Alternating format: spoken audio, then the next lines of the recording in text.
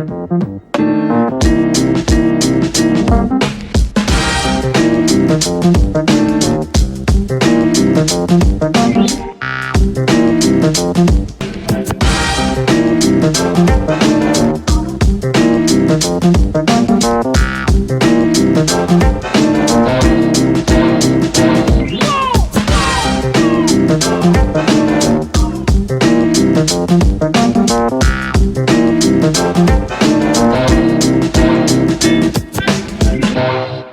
bismillahirrahmanirrahim. Assalamualaikum warahmatullahi wabarakatuh. Waalaikumsalam. Alhamdulillahirabbil alamin. Puji syukur kehadirat Allah SWT dan juga selamat datang untuk pemirsa dakwah channel Solo, dakwah Solo di acara podcast Ramadan yang kali ini kita bersama dengan Ustadz Yan Abdul Hadi ya. Assalamualaikum Ustadz. Waalaikumsalam warahmatullahi wabarakatuh. Ya, Masya Allah. Sehat Ustadz? Alhamdulillah. Masya Allah. Okay. Semoga Allah selalu memberikan kesehatan untuk Ustadz ya, biar bisa berdakwah lagi ya Ustadz ya. Ya, ini Ustadz, kita kan sudah masuk ke di bulan Ramadan ya Ustadz. Bulan yang identik dengan puasa Ustadz. Nah, puasa itu ada dua, yaitu puasa secara syariat dan secara hakikat. Nah, itu gimana Ustadz tentang penjelasan itu? Baik, bismillahirrahmanirrahim. Ketika Allah Subhanahu wa Ta'ala menurunkan ayat dalam surah Al-Baqarah ayat 183, A'udzubillahi minasyaitonirrajim, bismillahirrahmanirrahim. Ya ayyuhalladzina amanu kutiba alaikumusiyam kama kutiba alal ladzina min qablikum la'allakum tattaqun. Maka secara pandangan syariat bahwa as-saum ya, atau asyam itu boleh as-saum, boleh asyam. Nah, tapi kalau orang Indonesia nyebutnya puasa. Jadi sebetulnya lebih baik kita mensyiarkan bahasa Islam ya, yaitu saum atau siam ya. Itu menjadi sebuah ketetapan syariat di mana hukumnya adalah fardun, hukumnya adalah wajib. Nah, wajibnya wajib ain ya. Jadi bukan wajib kifayah, itu wajibnya wajib ain. Artinya siapapun yang telah usianya baligh ya, setelah dia menyatakan dirinya muslim, kemudian dia baligh, kemudian berakal, dan kemudian dia punya kemampuan qudroh ya. Jadi 4 syarat itu, muslim, baligh, akal, qudroh, maka hukumnya wajib dia untuk melaksanakan saum. Nah, jadi dalam pandangan syariat, pertama hukumnya adalah fardun, adalah wajib untuk dipenuhi dengan 4 syarat tadi. Kemudian siapapun yang tidak melaksanakan, otomatis kategorinya dia meninggalkan kewajiban. Ya, al wajib itu ma yusabu ala fi'lihi wa yu'aqabu ala tarkihi. Ya, apabila melaksanakan dia mendapatkan pahala, namun kalau dia meninggalkan dia akan mendapatkan azab ataupun siksa. Nah, itu. Kemudian dari pandangan syariat juga kita bisa melihat apa yang dimaksud dengan saum ya atau siam. Pada dasarnya saum itu adalah al-imsak. Al-imsak yaitu menahan diri. Menahan diri ya. Dari apa? Al-imsak anil mubtirat, dari segala perkara yang bisa membatalkan. Ya. Jadi al-imsaku anil mubtirat, menahan diri dari segala sesuatu yang bisa membatalkan puasa. Apa saja? Ya, minal akli, dari makan, wasyurbi, dan juga minum. Nah, termasuk juga bagi suami istri nih ya, wal jima dan berhubungan suami istri ya. Nah, min tulu'il fajri, dari terbitnya fajar, ila ghurubi syamsi. Nah, tulu'il fajri maksudnya subuh ya. Waktu subuh, ila ghurubi syamsi, sampai terbenamnya matahari. Nah, yang disebut dengan tulu'il fajri itu subuh, nah, bukan termasuk kategori apa ya? Ada sering imsak. Iya, tuh sering tuh. Nah, kalau imsak itu 10 menit sebelum subuh. Oh, 10 menit. Ya, jadi intinya itu mungkin budaya kita lah ya. Budaya kita untuk mempersiapkan diri melaksanakan saum, mulai start saum itu kan ba'da subuh ya. Atau subuh, pas subuh. Ya, yaitu ketika azan. Maka kita harus mempersiapkan diri ya, dari mulai cuci mukanya, terus mungkin harus mengakhirinya dengan minum atau apa ya, karena memang di Indonesia itu budayanya kalau sahur itu kan bukan hanya makan tapi juga minum, makan kolak yang sebelumnya. Makan kolak dulu, terus akhirnya makan sahurnya, ditambah lagi kemudian masih ada sirupnya, minum lagi sirupnya. Makanya harus ada harus ada persiapan untuk berhenti. Lampu kuning lah imsak itulah. Lampu kuning ya, lampu merahnya adzan. Nah, itu di budaya kita ya. Di budaya kita. Jadi itulah pandangan syariat, dan intinya kalau pandangan syariat itu yang namanya saum itu ya menahan diri dari makan, minum, dan berhubungan suami istri. Nah, itu adalah sesuai dalam pandangan syariah.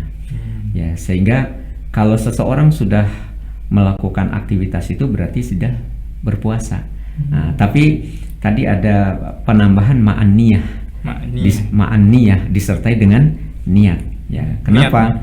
Karena niat itu ya sesuatu hal yang merupakan rukun ya. Jadi kalau di dalam hadisnya innamal a'malu binniyat. Sesungguhnya seluruh aktivitas itu tergantung kepada niat ya. Nah, walaupun ada yang berbeda pendapat bahwa niat itu cukup dengan hati itu ya. Ya, tapi juga ada yang mengucapkan ya. Sehingga kalau di puasa di bulan Ramadan niatnya kan setelah ba'da tarawih ya.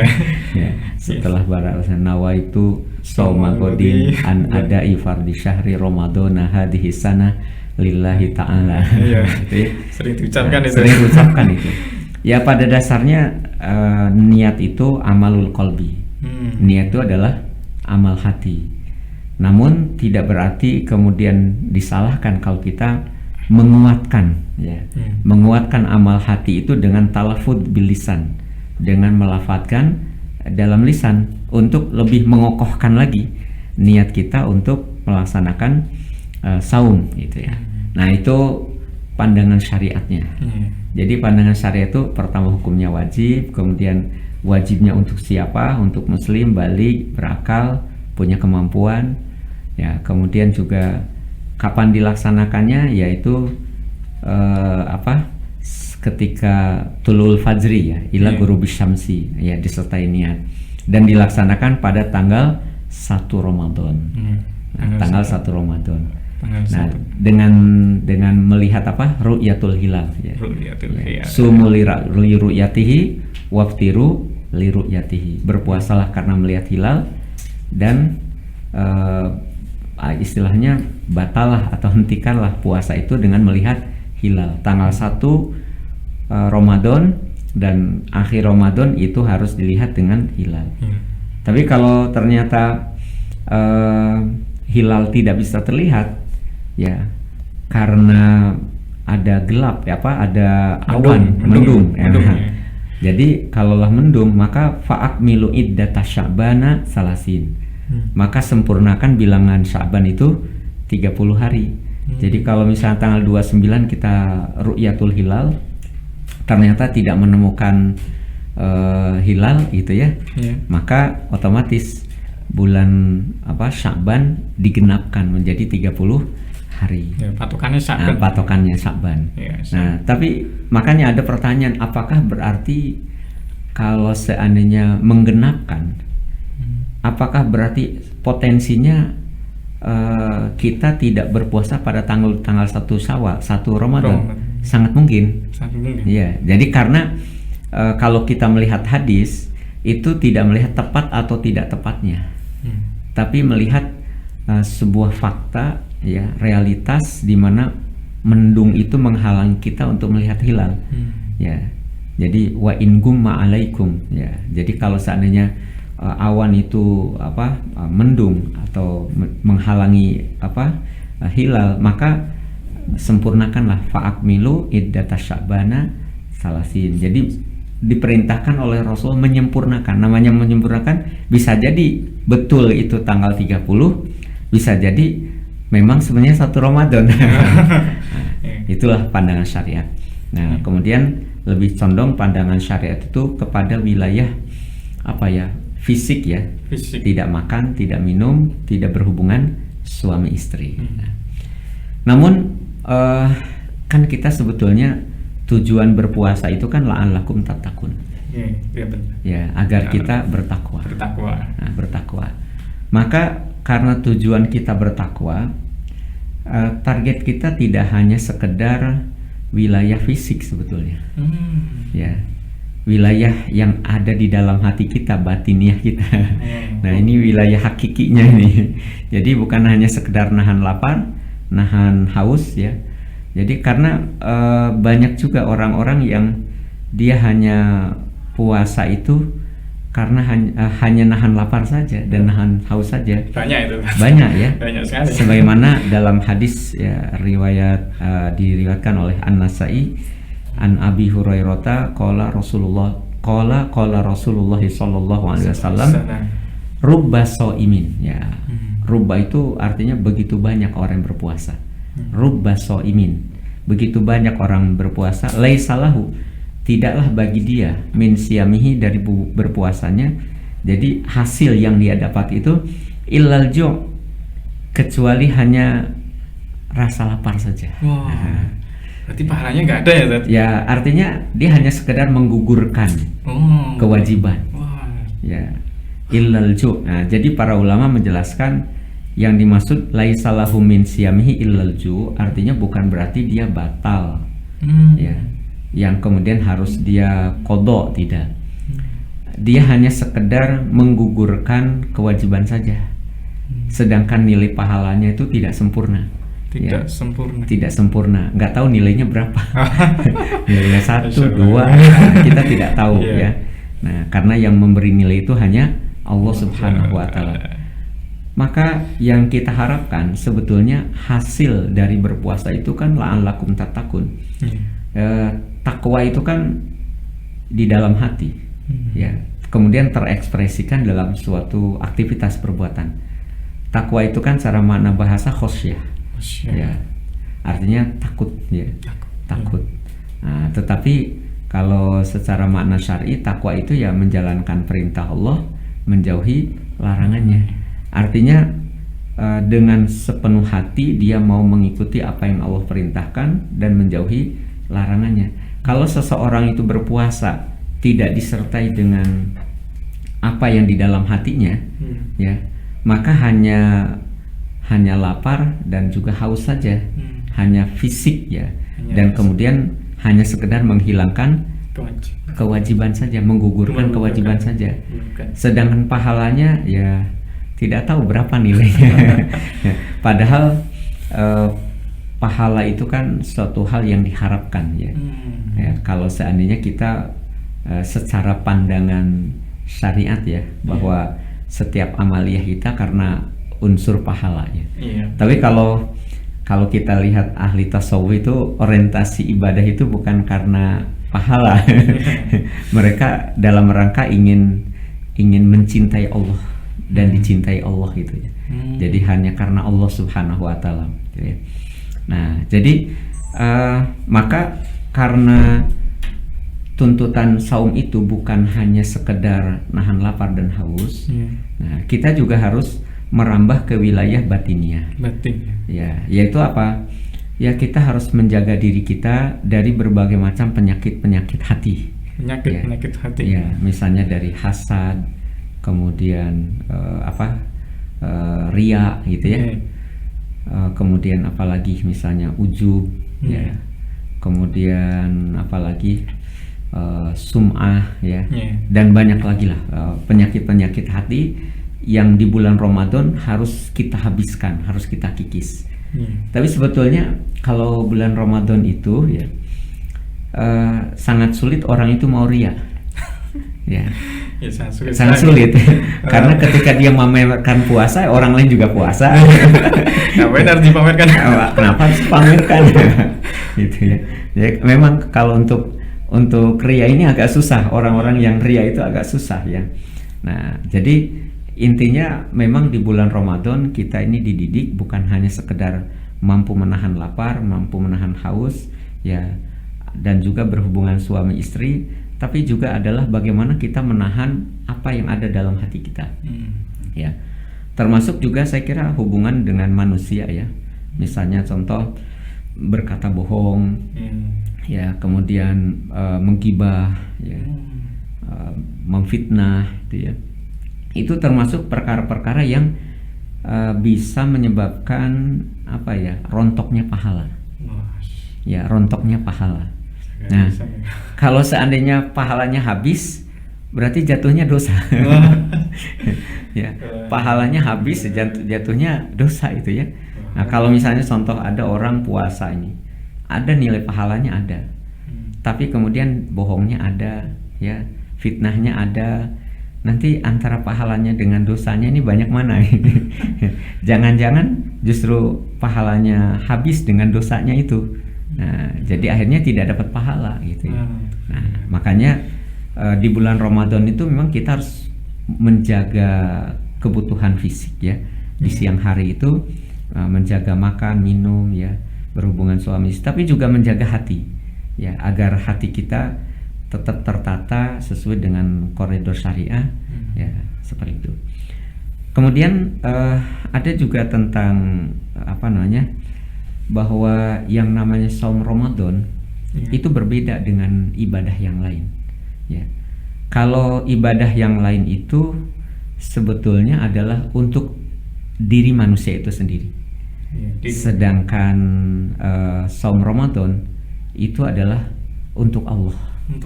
Untuk Allah ya. Misalnya contoh di dalam hadis ya, Rasulullah mengatakan kullu amali ibni Adam lahu, seluruh aktivitas atau ibadah ibnu Adam itu adalah miliknya ya, illa saum, kecuali berpuasa ya. Fa innahu li, maka sesungguhnya puasa itu li, milik aku atau untuk aku, wa ana ajzi bihi, dan aku yang akan memberikan balasan kepadanya. Nah, jadi ini keistimewaan saum ya. Jadi saum itu adalah milik Allah. Jadi ketika hamba-hambanya berpuasa itu adalah milik Allah semata. Sedangkan kalau hambanya melaksanakan yang lain itu adalah milik dia. Nah, pertanyaannya maksudnya apa itu? Kan sebetulnya puasa juga kan jatuhnya ke dia juga kan, ke yang puasa juga kan. Tapi maksudnya apa gitu ya? Setiap amal Bani Adam itu adalah untuk dia, untuk manusia itu. Sedangkan puasa adalah untukku, yaitu untuk Allah, dan aku yang akan membalasnya. Ini maksudnya apa? Maksudnya apa itu? Nah, ternyata di antara para ulama ada yang menjelaskan begini. Jadi yang namanya amal kita selain puasa itu bisa diserahkan pada yang lain.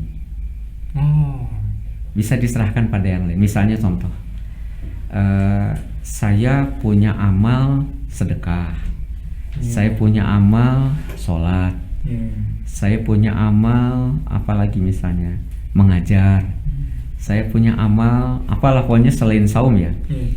Nah, tapi suatu ketika saya punya hutang dan hutang itu belum terlunaskan. Nah, nanti di akhirat amal saya, pahala dari amal saya yang selain puasa itu bisa diambil. Bisa diambil ya. Ini mana pahala sedekah kamu? Wah, kamu serahkan ya ke sana. Serahkan ke sana untuk bayar hutang kamu. Atau pahala ngajarnya ditarik ke sana. Artinya bisa dipakai untuk membayar hutang-hutang kita. Itu hanya puasa Ramadan saja? Yang puasa yang tidak, yang saum yang tidak, yang lainnya. Maksudnya yang saum itu yang tidak dikasihkan, tapi yang lainnya bisa, pahala yang lainnya bisa.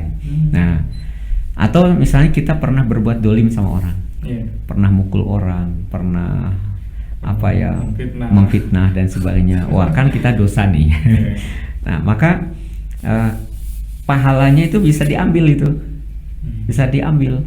Nah, kalau ternyata kedolimannya banyak sekali, otomatis sampai habis pahala kita maka apa yang terjadi? Dosa orang didolimi diserahkan ke kita. Ini bahayanya ya. Jadi makanya jangan jadi orang dolim ya. Apalagi dolimnya dilakukan oleh penguasa. Wah, bangkrut itu penguasa itu ya. Kalau saya berbuat dolim sama satu orang ya, mungkin apa namanya pahala saya diambil oleh satu orang. Tapi kalau saya pemimpin, saya berbuat dolim ke rakyatnya, ya, ke rakyat saya, habis itu bangkrut. Satu negara itu iya banyak sekali ya, makanya nah begitulah. Jadi di bulan Ramadan ini ya memang kita diperintahkan untuk apa istilahnya menjaga diri dari makan minum ya dan berhubungan suami istri. Nah, tapi juga kita harus melihat sisi yang lain bahwa saum itu untuk Allah. Saum itu untuk Allah, maka karena untuk Allah maka seoptimal mungkin, seterbaik mungkin kita menjadikan saum ini yang paling terbaik untuk Allah. Maka kita hiaskan dengan ibadah. Kita hiaskan dengan apa namanya munajat pada Allah. Kita hiaskan dengan berdoa, kita hiaskan dengan baca Quran. Apalagi mungkin disertai dengan iktikaf di apa asyrul awakhir itu ya. Wah, subhanallah, sudah jasad kita saum, hati kita saum, kemudian kita juga insya Allah menghiaskan diri kita dengan banyak ibadah kepada Allah Subhanahu wa taala. Itu sekilas tentang makna hakiki. Ya, ini kembali ke ru'yah tadi. Ya, kan kita kan di negara ini kan berbeda-beda kadang tentang hilal itu. Nah, itu gimana kan? Ya. Jadi menetapkan awal akhir Ramadan itu kan kita harus menghubungkan bahwa Ramadan itu kan ibadah, saum Ramadan itu ibadah. Maka konsep menetapkan awal dan akhir itu juga harus dengan ibadah juga, dengan nilai yang telah dilakukan Rasulullah. Ya, jadi famang syahida minkum syahra falyasum. Siapa yang menyaksikan ada bulan, maka hendaklah berpuasa. Nah, di Indonesia ini ada beberapa metode ya, ada metodenya dengan ilmu hisab ya, ya ilmu falak ya, dimana berapa derajat pun itu ya, yang penting sudah terlihat ya, itu sudah dianggap masuk ke bulan Ramadan. Nah, jadi istilahnya kalau yang namanya ilmu hisab itu 10 tahun yang akan datang sudah bisa dipastikan. Sudah bisa dipastikan itu. Nah, sudah bisa dengan hisab itu. Wah, pokoknya tahun 2030 itu nanti harinya apa, bulannya apa itu sudah bisa dipastikan. Nah, tapi kalau seandainya kita menggunakan ilmu hisab, maka apa artinya hadis Rasulullah? Ya, ketika Rasulullah mengatakan apabila mendung, ya, apabila misalnya ya tertutup dengan awan itu, apa artinya hadis itu? Berarti kita tidak akan mengamalkan hadis itu. Ya, padahal hadis itu adalah masdarun fil ibadah, sumber dari ibadah kita. Jadi ketika Rasulullah mengatakan sumu li ru'yatihi waftiru li ru'yatihi, dan pada faktanya Rasulullah melakukan ru'yah, bukan melakukan hisab. Ya, bukan melakukan hisab tapi melakukan ru'yah.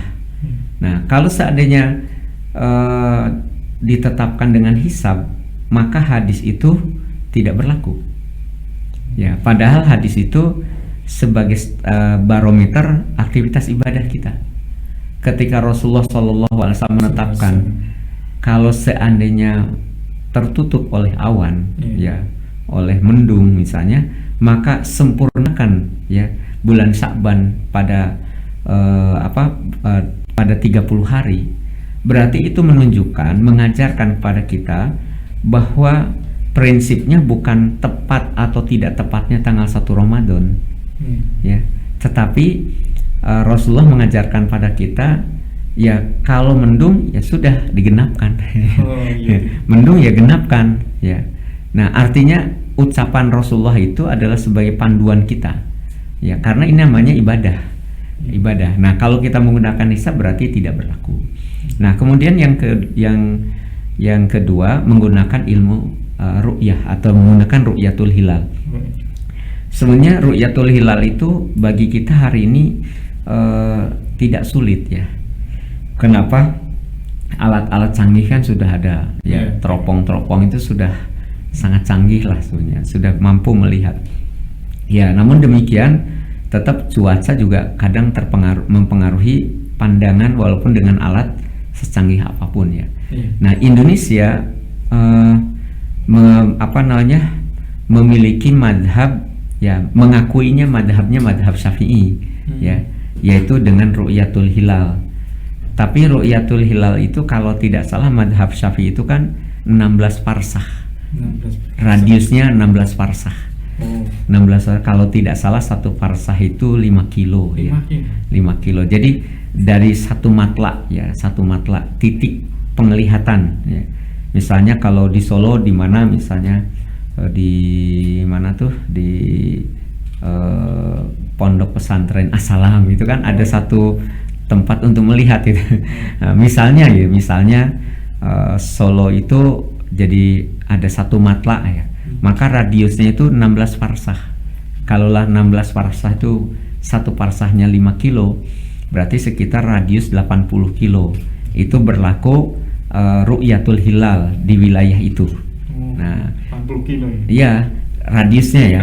Nah, jadi 80 kilo ke pokoknya radiusnya lah itu ya. Jadi kalau Indonesia radiusnya kan bukan 80 kilo ya. Ratusan kilo. Maka kalau disebut madhab Syafi'i juga nggak pas ya. Ya, kayaknya madhabnya madhab nasionalisme itu. Madhab nasionalis itu, bukan madhab Syafi'i itu.